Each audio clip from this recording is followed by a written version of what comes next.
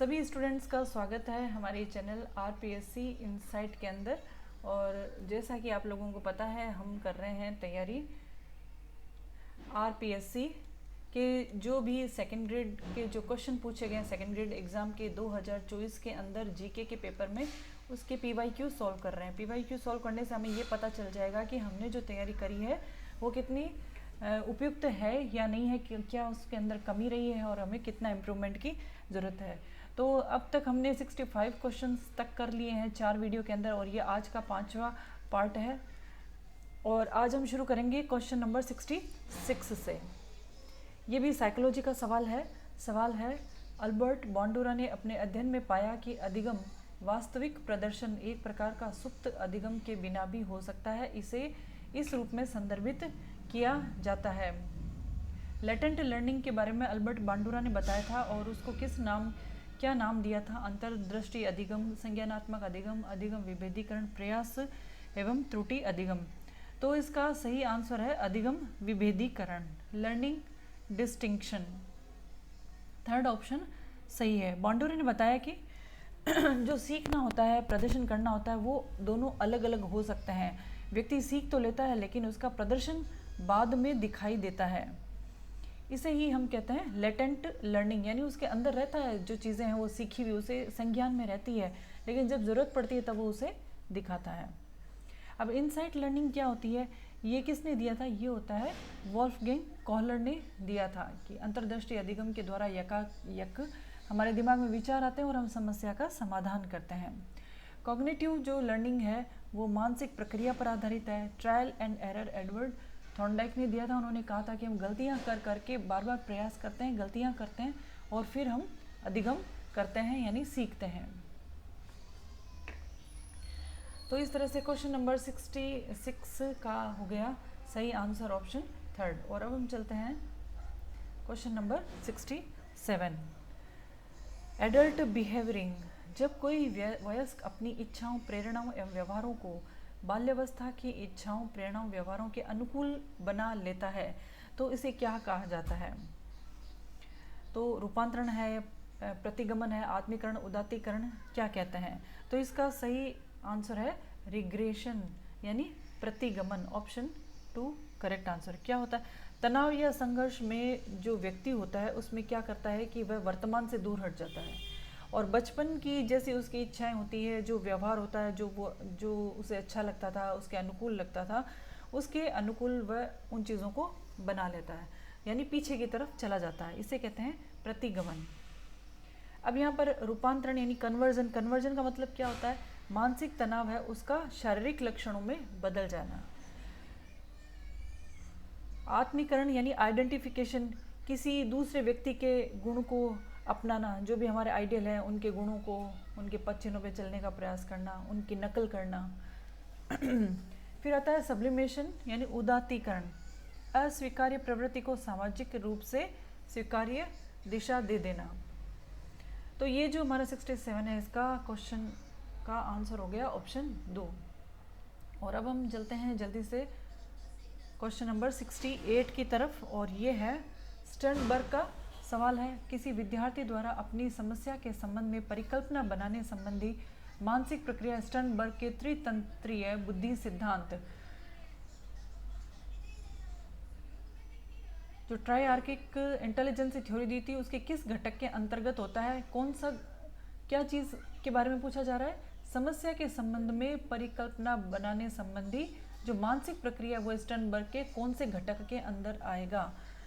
तो जो भी समस्या के लिए परिकल्पना बनाई जाती है, फिर उसके लिए योजना बनाई जाती है, डिसीजन लिया जाता है, निर्णय लिया जाता है, तो ये होता है मेटा कॉम्पोनेंट। ऑप्शन 2 मेटा घटक। नॉलेज एक्विजिशन क्या होता है? ज्ञान संग्रहण घटक का मतलब होता है कोई नई नई जानकारियाँ सीखना। परफॉर्मेंस जो कंपोनेंट होता है निष्पादन घटक, इसका मतलब होता है कि हम किस प्रकार से परफॉर्मेंस करेंगे, जो भी हमने नॉलेज इकट्ठा किया है यहाँ पर उसकी योजना किस प्रकार से बनाएंगे, किस प्रकार से उसका निष्पादन करेंगे, क्रियान्वित करेंगे। फिर आता है संदर्भात्मक घटक यानी कॉन्टेक्सचुअल कंपोनेंट, वातावरण से अनुकूलन का ये घटक है। तो जो भी मानसिक प्रक्रियाएं हैं समस्या से संबंधित, वो मेटा घटक होती है। तो 68 का सही आंसर हो गया ऑप्शन 2। ये सभी एजुकेशन साइकोलॉजी के सवाल हैं। सिमिलर ही क्वेश्चन फर्स्ट ग्रेड में भी पूछे जाते हैं और रीट में भी पूछे जाते हैं। अब क्वेश्चन 69, स्पेशियल इंटेलिजेंसी का ये सवाल है। एक शिक्षक कक्षा में देखता है कि एक बच्चा स्थानिक बुद्धि में तेज है। स्पेशल इंटेलिजेंसी, इस बच्चे के अधिगम को सबसे अच्छी तरह कौन सी गतिविधि सहारा देगी। मतलब हर बच्चे में एक अलग यूनिक क्वालिटी होती है और एक बच्चा ऐसा है जिसमें स्पेशल इंटेलिजेंसी है, स्थानिक बुद्धि है, तो टीचर को कौन सी गतिविधि करवानी चाहिए। ऐतिहासिक तिथियां याद करवाना, गणितीय समस्या को हल करवाना, त्रिआयामी मॉडल बनाना, निबंध लेखन है।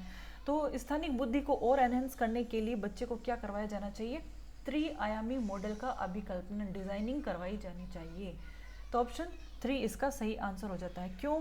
क्योंकि जो स्थानिक बुद्धि वाले बच्चे होते हैं वो चित्र, मानचित्र बनाने में, मॉडल बनाने में, कलाकृतियाँ बनाने में, अच्छी अच्छी आकृतियाँ बनाने में अच्छे गुणों से युक्त होते हैं वो बच्चे। तो इसीलिए उनको बच्चों को क्या करना चाहिए, उनकी गतिविधियों में कौन सी गतिविधि शामिल होनी चाहिए, त्रिआयामी मॉडल। अब जैसे ऐतिहासिक तिथियां याद करना है तो ये तो स्मृति को एनहेंस करना है। गणितीय जो समस्या है वो तार्किक गणितीय बुद्धि के लिए आ जाता है। निबंध लेखन जो है वो भाषाई बुद्धि के लिए आ जाता है। अब आता है नेक्स्ट क्वेश्चन 70, पर्सनैलिटी से रिलेटेड 16 व्यक्तित्व कारक प्रश्नावली के संदर्भ में निम्नलिखित में से कौन सा कथन सही नहीं है। मतलब 3 कथन सही है, एक गलत है जिसे हमें ढूंढना है। ये प्रकार उपागम पर आधारित है, इसमें 16 द्विध्रुवीय कारक सम्मिलित है, शील गुण उपागम पर आधारित है, ये प्रक्षेपी प्रशिक्षण नहीं है। तो इसका जो गलत है वो है नंबर 1, ये प्रकार उपागम पर आधारित है, प्रकार उपागम पर आधारित नहीं है। अब ये सारे सही है कि इसके अंदर 16 बाइपोलर फैक्टर्स होते हैं, ट्रेट अप्रोच होता है और ये एक प्रोजेक्टिव टेस्ट नहीं है। प्रोजेक्टिव टेस्ट कौन से हैं, रोरशा के आ जाएंगे, वो वाले टेस्ट होते हैं। तो 16 पीएफ जो किसने दिया था, ये दिया था रेमंड केटल ने दिया था। उसकी ट्रेट आधारित अप्रोच है ये, ना कि टाइप आधारित है। अब इसकी क्वालिटी क्या क्या होती है, इसमें 16 जो बाइपोलर फैक्टर्स होते हैं और ट्रेट अप्रोच पर बेस्ड है, सेल्फ रिपोर्ट टेस्ट है ये एक प्रोजेक्टिव टेस्ट नहीं है। ठीक है, तो क्वेश्चन नंबर 70 का सही आंसर हो गया ऑप्शन 1। इसी तरह से 71 आ जाता है अब क्वेश्चन।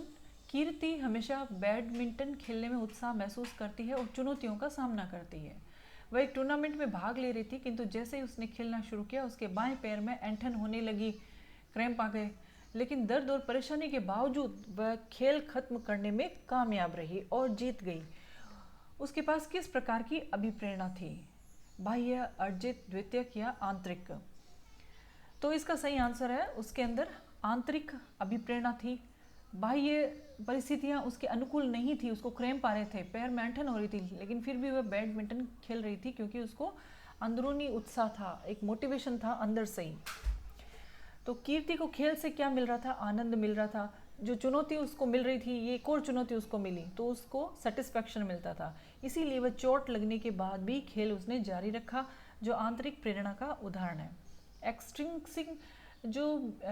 एक्सट्रिंसिक वाली जो मोटिवेशन होती है उसके अंदर क्या होता है, पुरस्कार से अगर मोटिवेट किया जाए, तुम्हें ये इनाम दिया जाएगा, तुम पढ़ाई करो, तुम ये गेम जीतो, तुम्हें पैसा दिया जाएगा, तुम्हारी तारीफ की जाएगी, ये सारे एक्सट्रिंसिक होते हैं, ये ज़्यादा पावरफुल नहीं होते हैं।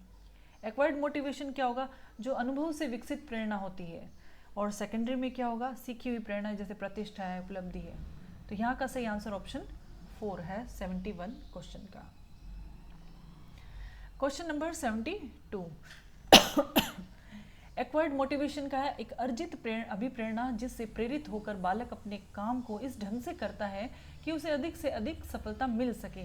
यह क्या कहलाता है, संबंधन अभिप्रेरणा यानी एफिलिएशन मोटिवेशन, उपलब्धि अभिप्रेरणा, अनुमोदन अभिप्रेरणा, सत्ता अभिप्रेरणा।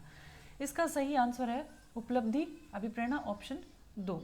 थोड़ा सा इसको समझ लेते हैं। अधिकतम सफलता जो प्राप्त करने की इच्छा होती है उसको हम बोलते हैं अचीवमेंट मोटिवेशन, ज़्यादा से ज़्यादा और सफल हूँ मैं, और सफल हूँ, तो ये अचीवमेंट मोटिवेशन कहलाता है। एफिलिएशन मोटिवेशन क्या होता है, संबंधन वाला अभिप्रेरणा, दूसरों से जुड़ने की इच्छा होती है, रिलेशन बनाने की इच्छा होती है। अनुमोदन क्या होता है, स्वीकृति प्राप्त करना, दूसरों से स्वीकृति मिलती है, सहमति प्राप्त होती है। पावर मोटिवेशन, सत्ता अभिप्रेरणा, तो ये होता है प्रभाव एवं नियंत्रण की इच्छा। तो इस क्वेश्चन 72 का सही आंसर हो गया ऑप्शन 2। अब आते हैं हम क्वेश्चन, फटाफट से आ जाते हैं 73 क्वेश्चन की तरफ। ये है इंडिविजुअल डिफरेंसेस के बारे में। निम्नलिखित में से शिक्षक के द्वारा किया गया कौन सा कार्य वैयक्तिक विभिन्नता के महत्व को इंगित नहीं करता है? 3 करते हैं, 1 नहीं करता, उसको ढूंढना है। नंबर 1 रुचिपूर्ण कार्य देना, व्यावसायिक निर्देशन देना, सभी के लिए समान निष्पादन स्तर तय करना, अध्यापन विधियों में भिन्नता रखना। तो इसका सही आंसर है ऑप्शन 3, सभी के लिए समान निष्पादन स्तर तय करना। जब व्यक्तिगत विभिन्नताओं को हम महत्व देते हैं तो हमारे हर बच्चे को इंडिविजुअल स्पेशलिटी का बच्चा मानते हैं और सभी के लिए हम उनके क्षमताओं के अनुसार, उनकी गति के अनुसार, उनके सीखने की दर के अनुसार निष्पादन स्तर तय करते हैं। जबकि थर्ड ऑप्शन में ये कह रहे हैं सभी बच्चों के लिए समान, तो व्यक्तिगत विभिन्नता है तो सभी बच्चों के लिए समान निष्पादन स्तर कैसे हो सकता है? तो जो गलत है वह है ऑप्शन 3। रुचिपूर्ण गृह कार्य देना, व्यावसायिक निर्देशन देना, अध्यापन विधियों विविधता, ये सभी व्यक्तिगत भिन्नताओं के अनुरूप किए जाने वाले कार्य होते हैं। अब आते हैं हम क्वेश्चन 74 की तरफ। 74वां सवाल है पीयूष का, और इसमें पीयूष के पास दूसरों की भावनाओं को प्रबंधित करने का कौशल है। इमोशनल इंटेलिजेंसी का सवाल है ये अवलोकन संवेगात्मक बुद्धि के किस घटक को इंगित करता है? संवेगात्मक बुद्धि के कितने घटक होते हैं? 5 घटक होते हैं। तो अब ये जो है दूसरों की भावनाओं को मैनेज करना, तो ये कौन सा स्किल है? संवेगात्मक लब्धि, अंतःवैयक्तिक जागरूकता, अंतर्वैयक्तिक प्रबंधन, अंतर्वैयक्तिक प्रबंधन। तो इसमें से कौन सा सही? तो इसका सही आंसर है ऑप्शन 3, इंटरपर्सनल मैनेजमेंट, दूसरों की भावनाओं का। ठीक है, दूसरों की भावना, तो इंटरपर्सनल प्रबंधन किया जा रहा है। मैनेजमेंट बहुत ही इजी क्वेश्चन है, तो दूसरों की भावनाओं को समझना, प्रबंधित करना इंटरपर्सनल मैनेजमेंट कहलाता है। संवेगात्मक लब्धि इमोशनल क्वेश्चन क्या होता है? ये इमोशनल इंटेलिजेंसी को इसके द्वारा मापा जाता है। इंट्रापर्सनल अपनी ही भावना, इंट्रापर्सनल में क्या हो जाएगा? अपनी भावना, इंटर यानी दूसरे की भावना, इंट्रापर्सनल अपनी भावनाओं के प्रति जागरूक रहना, उनको पहचानना। और फिर इंट्रापर्सनल मैनेजमेंट में अपनी ही भावनाओं का मैनेजमेंट करना, प्रबंधित करना या नियंत्रण करना। तो इसका सही आंसर ऑप्शन 74 का हो गया, थर्ड। 75 क्वेश्चन, निम्नलिखित में से कौन सा किसी व्यक्ति के दृष्टिकोण में परिवर्तन लाने के लिए उपयुक्त नहीं है? अगर हमें दृष्टिकोण में परिवर्तन लाना है अभिवृत्ति में, तो क्या चीज़ सही नहीं है?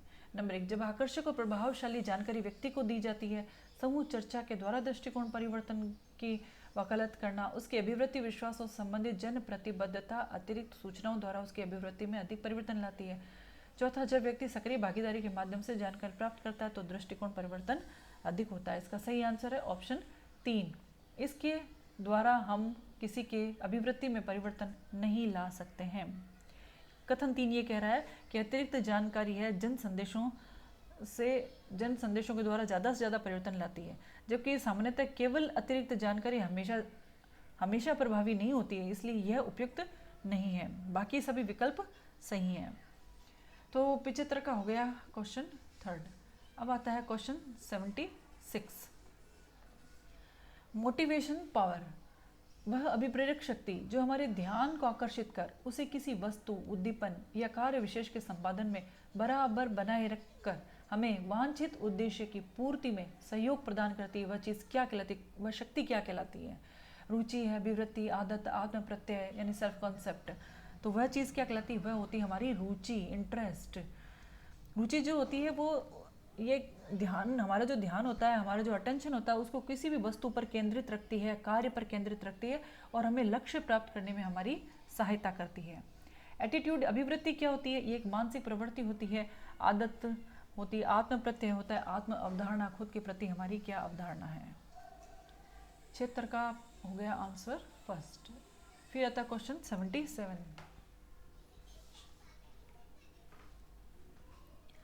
निम्नलिखित में से कौन सा प्रावधान प्रतिभाशाली बच्चों की शिक्षा के लिए उपयोगी है? गिफ्टेड चिल्ड्रन से रिलेटेड ये क्वेश्चन है। संवर्धन कार्यक्रम, एनरिचमेंट है, त्वरण हो गया, पुल आउट अप्रोच हो गई, उपचारात्मक अनुदेशन, रेमिडियल इंस्ट्रक्शन हो गया। कौन सा इसमें सही है? तो इसमें संवर्धन कार्यक्रम भी सही है और त्वरण भी सही है, और पुल आउट दृष्टिकोण भी सही, रेमिडियल इंस्ट्रक्शन उसमें सही नहीं है। ये जो तीनों हैं प्रतिभाशाली बच्चों के लिए उपयुक्त व्यवस्थाएं। रेमिडियल इंस्ट्रक्शन क्या होता है, कब इस्तेमाल किया जाता है, कमज़ोर बच्चे जो होते हैं, पढ़ाई में पिछड़े हुए जो बच्चे होते हैं, उन विद्यार्थियों के लिए होती है। ये प्रतिभाशाली बच्चों के लिए उपचारात्मक अनुदेशन नहीं होता है। तो